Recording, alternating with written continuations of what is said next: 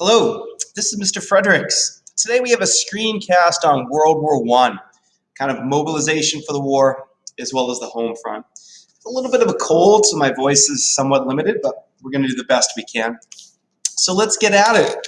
So our objective today is for students to understand what steps were necessary for the U.S. to get to a position where they could win World War I. What were the sacrifices needed to win this war? A lot of times people often picture a group of soldiers with weapons running towards an enemy, and of course there is a role for that, and that is a major component of victory. But it is often understated what the sacrifice of those at home are in order to win a war. What has to happen before those direct military kind of tactical engagements. So let's kind of tell that story. In 1917, the United States wasn't even close for war, yet somehow we found ourselves declaring war. The American people were still working full-time jobs, whether that was as doctors, teachers, firefighters. They were not soldiers. Our country did not have a permanent standing army like today. We didn't just have kind of millions of troops waiting around, fully trained, ready to fight. We were not prepared. Our factories were not prepared. War needs so many materials to basically to have a successful war. And our factories were producing consumer goods, whether it was cars, whether it was just clothing. We didn't have the money. War is unbelievably expensive, and we didn't have the money. Money does not grow on trees, so our government needed it. And kind of maybe most importantly, politically wise, a country cannot go to war, particularly in a democracy, if people don't want to go to war. And so you're going to, on the home front, you're going to have to convince, the government's going to have to convince the people that this is a worthwhile endeavor. So that is what mobilization means. Mobilization means take the steps to get ready for war. Now, that could mean moving millions of troops somewhere. It could be growing the food so you can feed those troops. It could be producing the products in the factories. Mobilization is to take the steps to get ready for war. So the United States had a very short window to mobilize, and they're going to. So first up, money. The government needed money. So what do? They raised taxes. Now, the government wanting a lot more money in taxes doesn't sound so unusual in 2020. But there had been no income tax prior to 1913 and the 16th Amendment. So the American people weren't entirely ready for this. But the government did end up instituting an income tax, and a progressive one at that. A progressive income tax is a tax where you tax people based on how much income they make. So the more money you make, the higher percentage you pay. Now, particularly during World War I, mostly only the rich people were paying the progressive income tax. Now, some people think that's unfair. Why should you be punished for your success? Why, if you work harder, should you have to be penalized? And other people say, well, poverty is not necessarily because you're not working hard or because you're low character. Poverty, sometimes people are trapped in poverty because of a lack of opportunity or even prejudice. So a progressive income tax is also supported because a lot of people think if you have more wealth, you're benefiting from the country's freedom, and therefore you should pay a higher percentage for the higher percentage of wealth that you have. So complicated, but that's what a progressive income tax is, a tax that if you make more money, you get taxed more.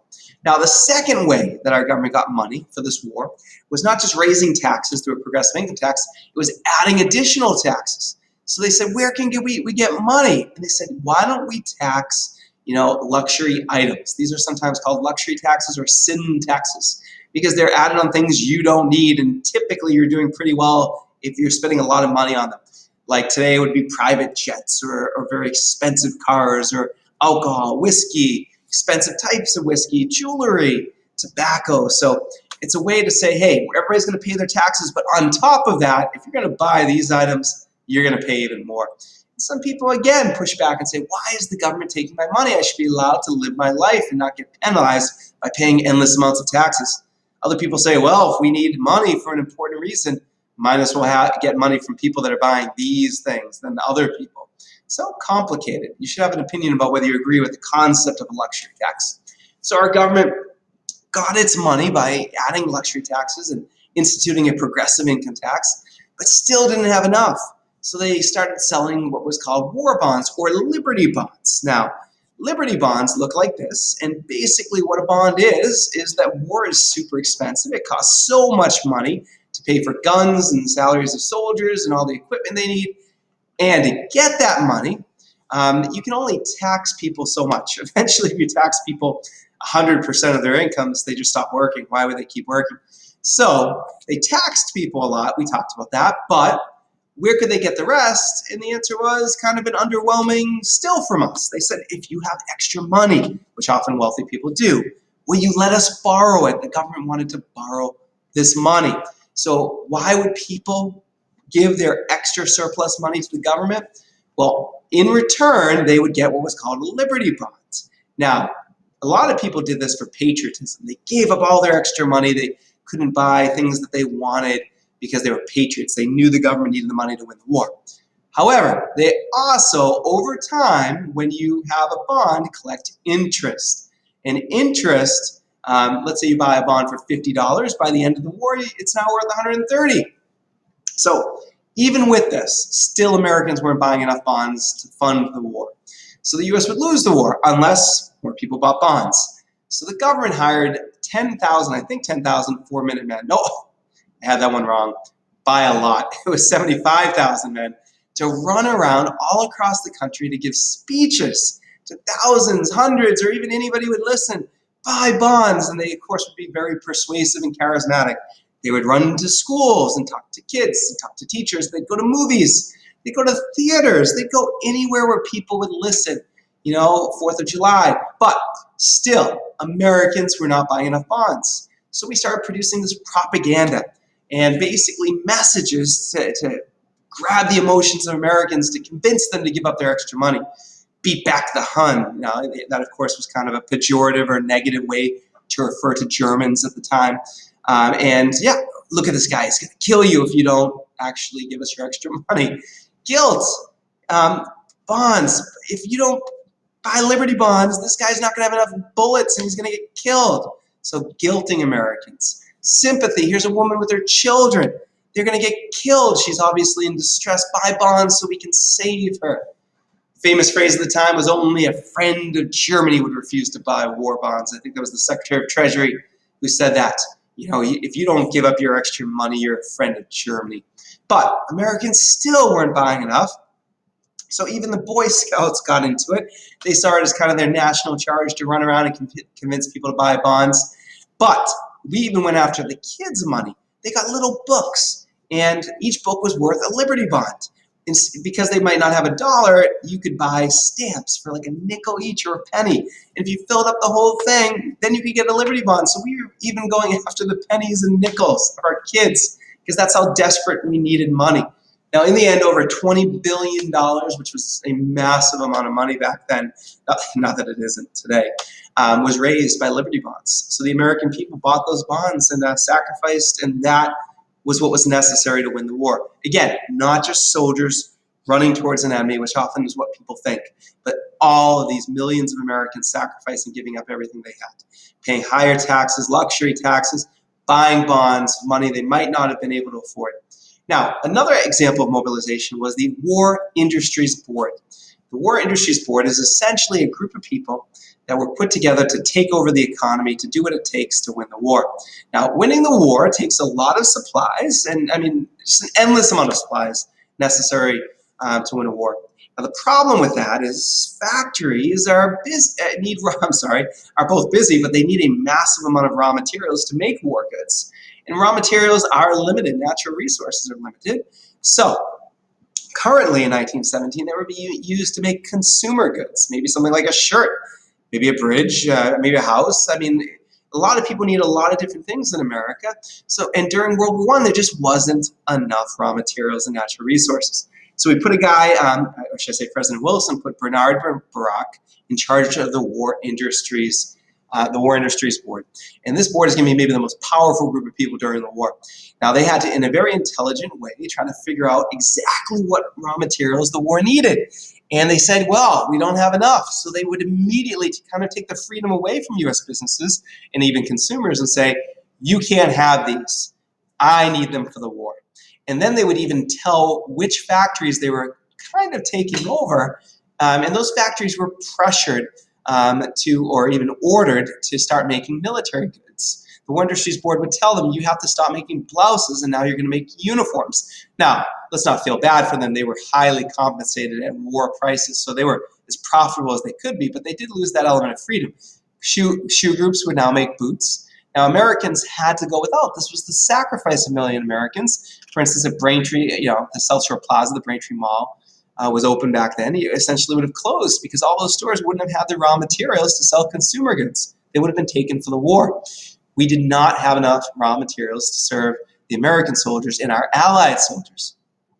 Britain alone needed 1 billion rounds of ammunition, 500,000 tons of explosives, 1.2 million rifles, all produced by American factories at the time. That, without the War Industries Board taking over the economy and telling those factories what they had to create, we could not have won the war. Loss of freedom, yes, but perhaps very profitable and worth it. Number 5, another thing that had to happen, an example of mobilization for us to win this war, the Food Administration. Now, during World War I, there just wasn't enough food. So to solve this problem, the Food Administration was formed and Herbert Hoover was put in charge of it. Now, food will win the war was what their message was. It's not just soldiers to win a war, not tanks. If we don't have food for those soldiers, they won't be able to fight. So we're going to have to find a way to make food. And so how do we get more food? Number 1, millions and millions of Americans were told they needed to make victory gardens. Find any soil on their property. Even if you live in a city, bring some soil and put it on your roof. And then just make crops. Absolutely. When you get done with school, come home, done with work, your job is to support your country by growing food. If you eat that food, then you're not buying food, and that food can be sent to the troops. Before the war, we had so much food. But during the war, because of victory gardens, we had a massive amount of food. And that food's going to be able to be sent to, not only for our soldiers, but to support the Allied troops, Britain, France, and so on, that didn't have the ability to farm at that point. So other tactics of Herbert Hoover and the Food Administration was meatless Mondays. Don't eat meat, eat leftovers those days. We need that meat for the soldiers. Wheatless Wednesdays, don't eat wheat, spaghetti, bread, save it, eat leftovers. Now, the Food Administration had a little mantra called the Gospel of the Clean Plate. Basically, do not waste food. Do not waste it. We don't have any food to waste. People were a lot more conservative about what they were eating and certainly eating everything they had. Other examples, restaurants were pressured into not serving bread until after the first course, so that people were already a little bit filled up and would eat less. 500,000 women got involved, basically traveling around house to house, every house in their neighborhood with food pledge cards saying, can you sign this that you will not waste any food? And over 6 million of these were signed and sent to the White House pledging to not waste food, to be conservative. Now, the Food Administration was so successful that Herbert Hoover is going to become a hero. He's later going to be elected president in large part because of his reputation. And without this food, we would not have won the war. Again, war is not just about one-dimensional thinking about fighting. It is all the sacrifices that a society has to make to support your military. Now, another component of those sacrifices was the 18th Amendment. So our Constitution is set, but you can change it, and we've changed it many times, one of which was the 18th Amendment. Now, what led to the 18th Amendment was the temperance movement. Basically, this effort for 70, 80 years to basically get rid of alcohol in our American society. Why? Because men particularly, would drink excessively, and then they would go when they got their paychecks on a Friday to a bar, and they would just spend all their whole week's payment, and there'd be nothing left for the family. Families would starve. Prostitution was often associated with bars, and that would be a vice. Gambling was often associated with bars where drinking was, and that it was a problem, and men would lose lots of money gambling. Domestic violence, men would get angry after drinking and often take it out on their families. And also just slovenliness, laziness. Basically, men would often lose their jobs and be found lying on the street drunk. And all of these problems for years led women to fight to get rid of alcohol, the temperance movement. But World War I is going to be what's necessary to push that journey, that mission over the finish line. And what was it? Because Americans were angry at Germany, and Germany was associated with beer. Some people say Munich and Germany, the beer capital of the world. People associated that with Germans and Austrians. And in addition, so people already kind of were thinking negatively about alcohol. But reason number two, it takes a whole lot of grain to make alcohol. And now you have to figure, do you want that grain to be used to feed your kids, to feed your soldiers, or to make alcohol? So in the end, that gave the extra momentum to change the Constitution, and the 18th Amendment was passed. And ironically, after World War II, it got implemented. But in 1920, prohibition is going to start, and alcohol will be banned. Now, it's a little more complicated than that. There were lots of exceptions, but the period of this prohibition will be established. And World War I and shortage of wheat and all of the things we talked about led to that. So the 18th Amendment, saved wheat and made it possible, in part, tiny little bit, for World War I to be won. Another contribution was related to fuel, the fuel administration. War is expensive. Now, in order to create all of these expensive things for the war, you need oil, coal, something to put in those factories to make all of those products. There just wasn't enough fuel for all the consumers and all the factories, and also for our soldiers to make all those goods. So Woodrow Wilson passed the Lever Food and Fuel Control Act. That created the Fuel Administration. Like the Food Administration, he put Harry Garfield in charge of it, and they did things to save fuel, so there'd be enough fuel for the factories that were producing war goods and for our military. They did gasless Sundays, so eat food raw, don't you cook it on those days. Now, if millions of Americans do that, that's a lot of energy that we save. Heatless Mondays, turn your heat off, don't burn things for warmth. He also had lightness nights. Hey, burn a candle maybe, do not turn on lights, because lights, you need oil to generate that light. And let's save that oil. The Fuel Administration convinced people to do that, but they also had another idea.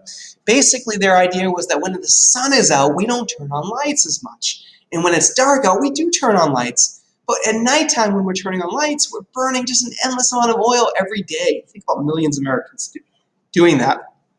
During the daytime, we're saving oil. We need that oil for our troops. So the Fuel Administration looked at the clock. And in the summer, it gets dark pretty late. But the thing about this was, in the morning, it also gets light pretty early, but we're still sleeping for like an hour, 2 or 3 while the sun is up. And the Fuel Administration said that's such a waste, because at nighttime, it gets dark and we're awake during darkness and we're turning on millions of lights. So why are we sleeping when it's light out and awake when it's dark?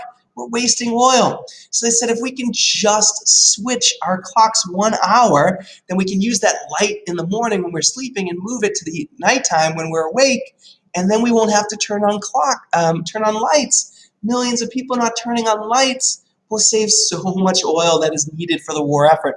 So that's when daylight savings time started. It wasn't, there's so many rumors about why we have daylight savings time. It was this. This was the final push to make it happen. So to win the war, we needed to save that oil. Daylight savings time was part of that.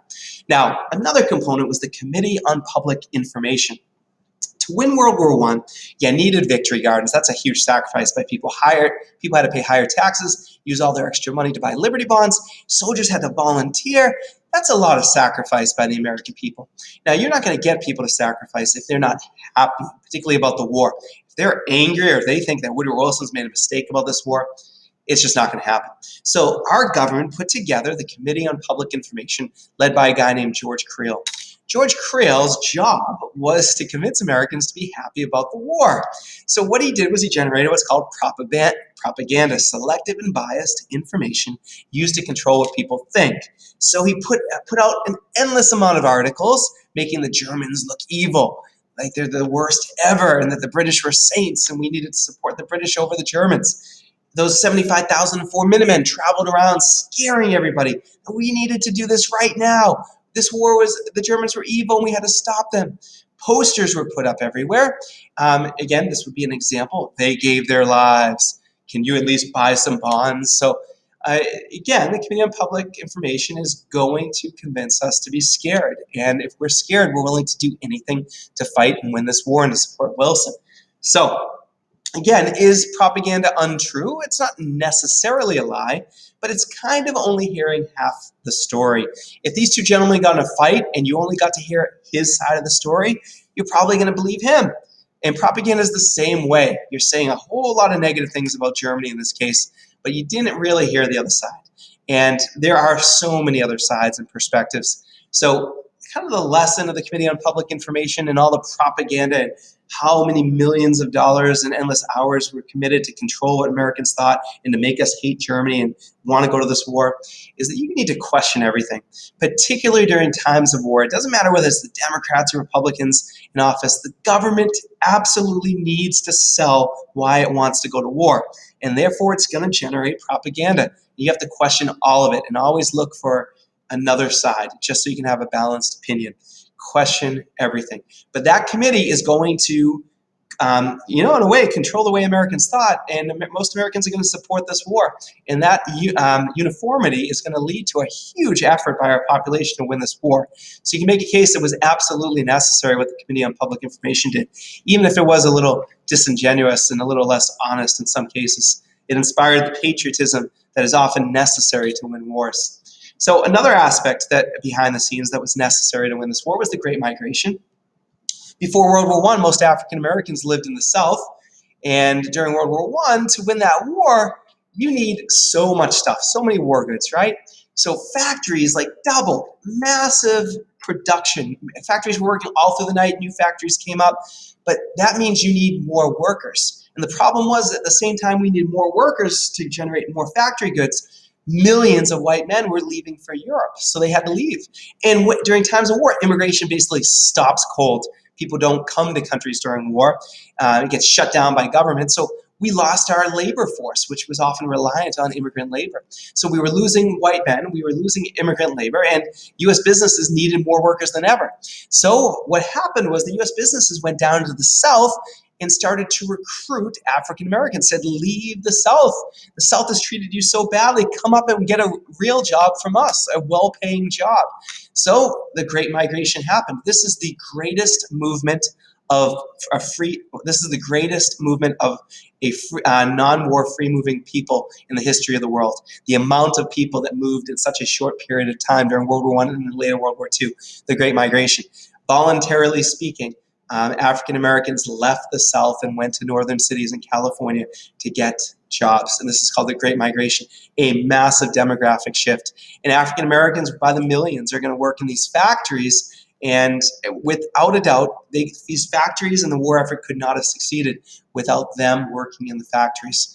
And so on. Now, over time, between World War I and World War II, the Great Migration is going to change the demographics of the U.S. Here you have the U.S. states in the South, and this represents the percentage of African Americans that make up those states. It's going to significantly go down because of the movement of African Americans to north cities in the Midwest and New England and so on.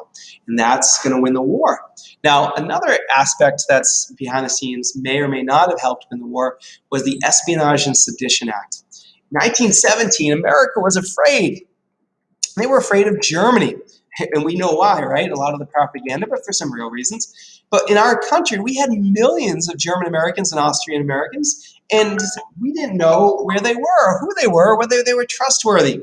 The bottom line was 99.9% of them were just as American as anybody else. But it still created fear out of the nativist spirit that the U.S. often had.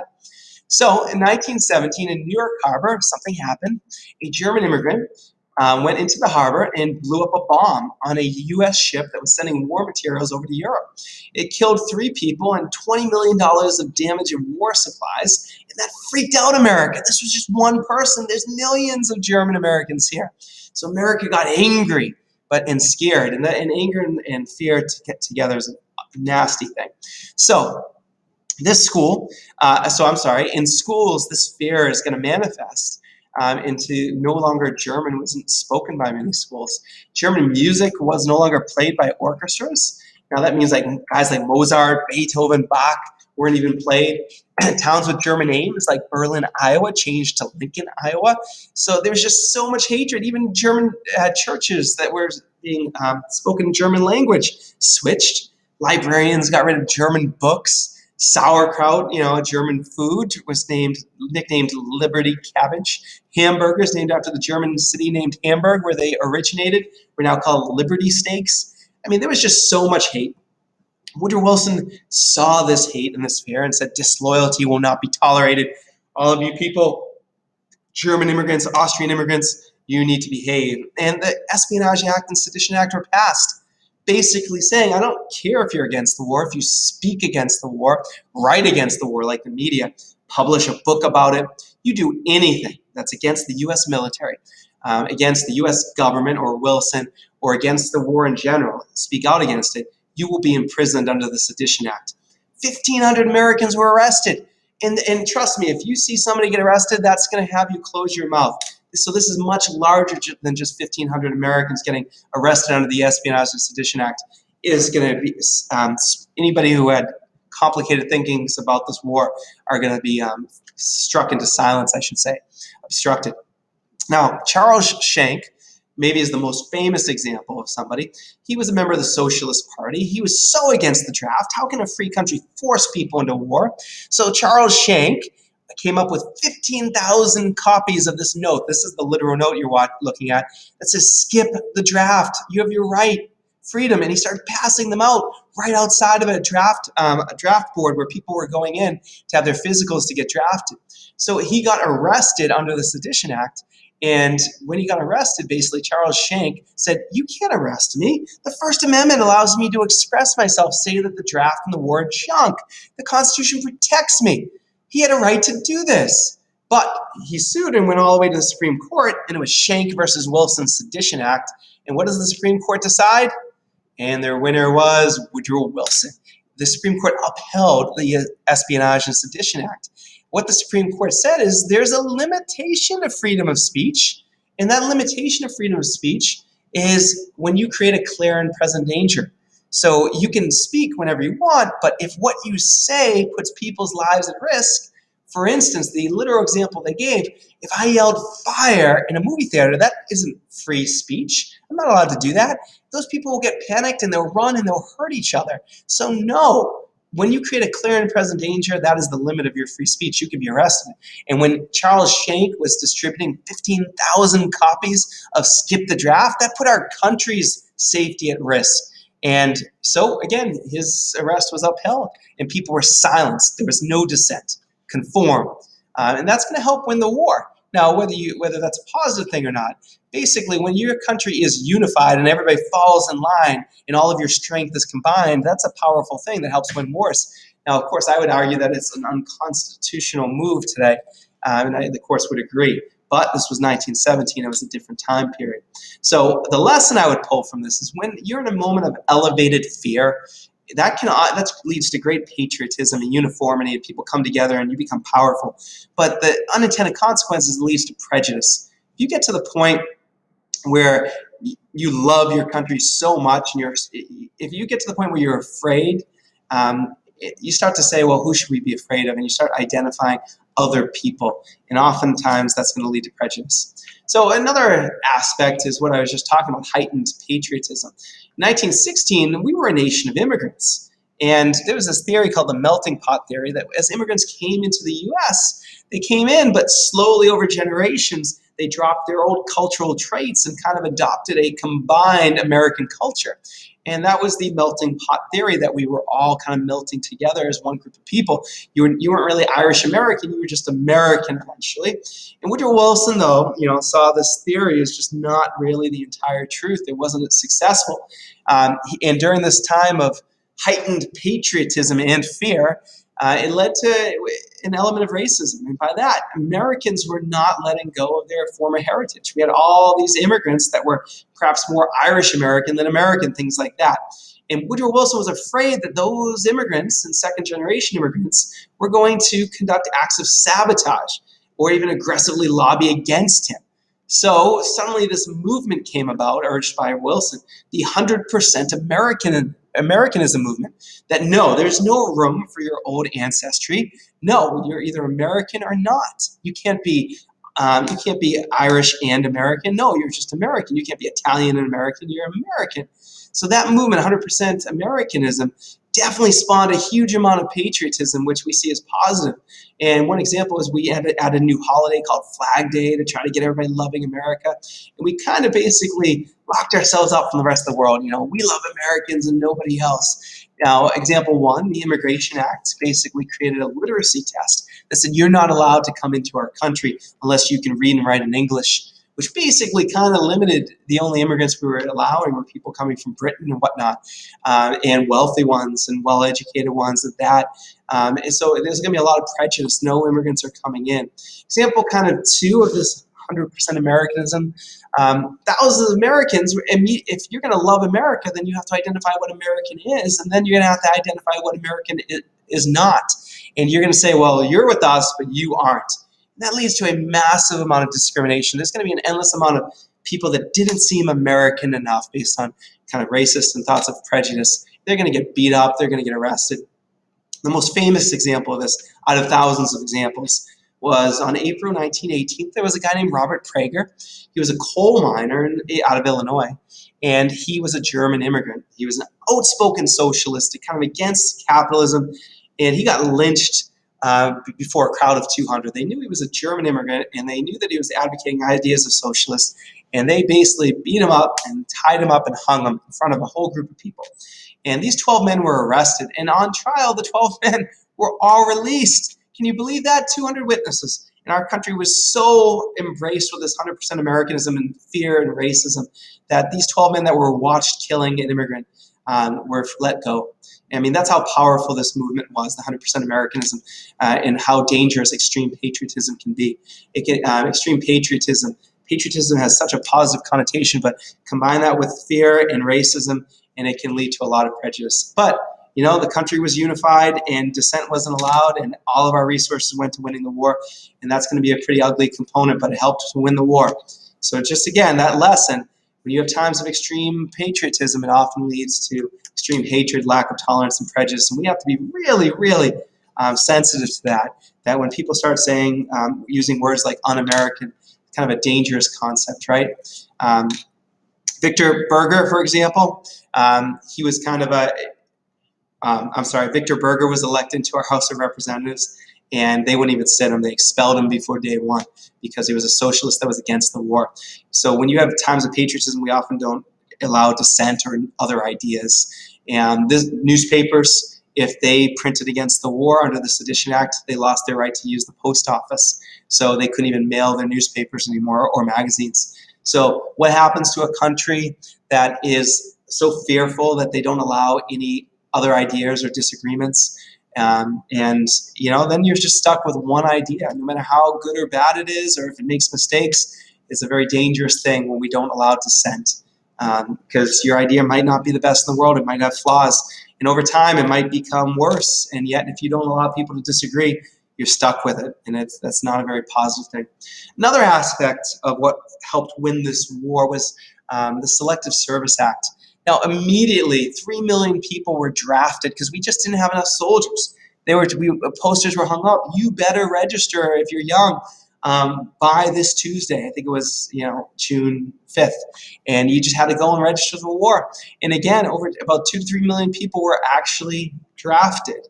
Now, it was only men, and even in 2020, it's still only men. Only men have to register for the draft, although we haven't had an active draft since 1972, but still we could someday, and only men are signed up for it. And we have to ask ourselves in 2020, is that equitable and fair? Now, should it be constitutional to have a draft? Clearly Schenck didn't think so. In a free country, should you be allowed to force people to leave their jobs and families to go fight even if they don't want to? And many people would say freedom isn't free. This is the sacrifice that people have to make in a time of war in order to defend a free society. Otherwise, we might not be free. So that's another discussion people should have opinions on. Now, 400,000 African Americans also signed up for the military. Now, they weren't allowed into combat positions. They mostly did things like building railroads or bridges or regular roads over there, or unloaded ships. Now, the African Americans wanted to be in combat, but the U.S. had a strict segregation policy in our military now. What did the U.S. military do, knowing that they had so many willing and skilled African Americans to fight and win this war? They said, well, we can't allow them to fight with white soldiers. That wouldn't be okay. So they actually made an arrangement with the French, our ally, to take our African-American troops. And our African-American troops, many of them actually saw combat fighting for the French, which is really kind of an ugly stain on our country's segregated history. The most famous group was the Harlem Hellfighters. Now, they fought for 191 days on the front line, more than any other troop in the war. They also were more highly awarded than any other troop in World War I. And this is captured so well in this graphic novel by Max Brooks, The Harlem Hellfighters.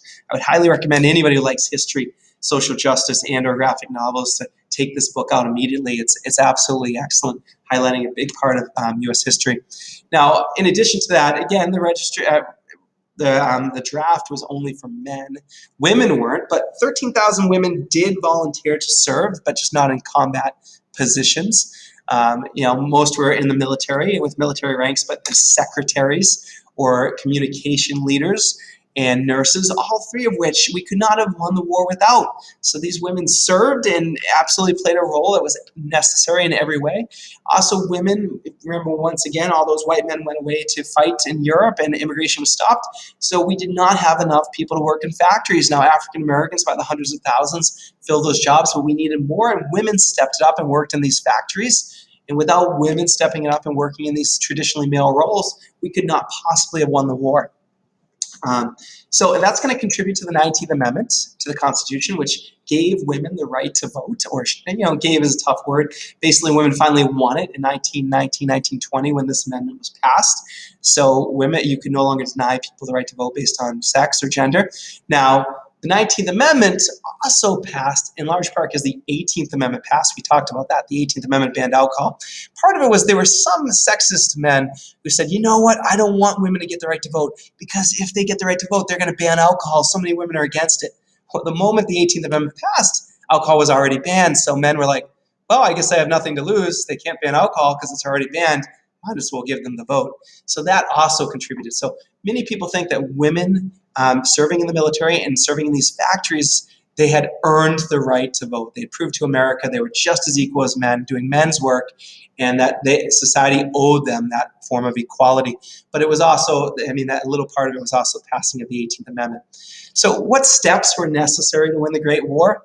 And again, it's not just literal troops fighting. It was also, the Food Administration of those sacrifices, the War Industries Board taking over the economy, Liberty bonds being purchased, the 100% Americanism movement kind of through fear silenced dissenters so we were uniform. Luxury taxes raised money, progressive income tax raised money. The Espionage and Sedition Act, again, silenced people into conformity. And when people are unified, we often win wars as much as there's a drawback for that. Selective Service Act forced people to fight. Great migration of African Americans led to people working in factories, making essential goods. Women's contributions the same way. 18th Amendment saved wheat because that wasn't used for alcohol. African-American soldiers, even if they literally fought for the French, the Fuel Administration, daylight savings time, Committee on Public Information unified people with propaganda. Not all of those ingredients are positive or morally correct, but those are kind of the major things that went into winning this war. What happened behind the scenes to lead to America winning this war. That's kind of our end of our look into the home front and mobilization of the U.S. during World War I. Look for your assignment in Google Classroom. Thank you, everyone.